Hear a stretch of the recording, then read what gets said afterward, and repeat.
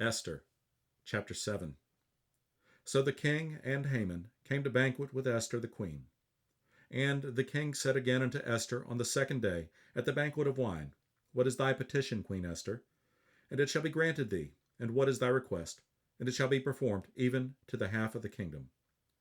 Then Esther the queen answered and said, If I have found favor in thy sight, O king, and if it please the king, let my life be given me at my petition, and my people at my request.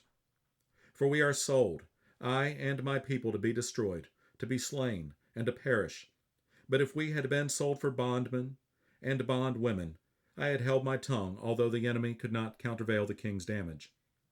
Then the king Ahasuerus answered and said unto Esther the queen, Who is he, and where is he, that durst presume in his heart to do so? And Esther said, The adversary and enemy is this wicked Haman. Then Haman was afraid before the king and the queen. And the king, arising from the banquet of wine in his wrath, went into the palace garden. And Haman stood up to make request for his life to Esther the queen, for he saw that there was evil determined against him by the king. Then the king returned out of the palace garden into the place of the banquet of wine. And Haman was fallen upon the bed whereon Esther was. Then said the king, Will he force the queen also before me in the house? As the word went out of the king's mouth, they covered Haman's face.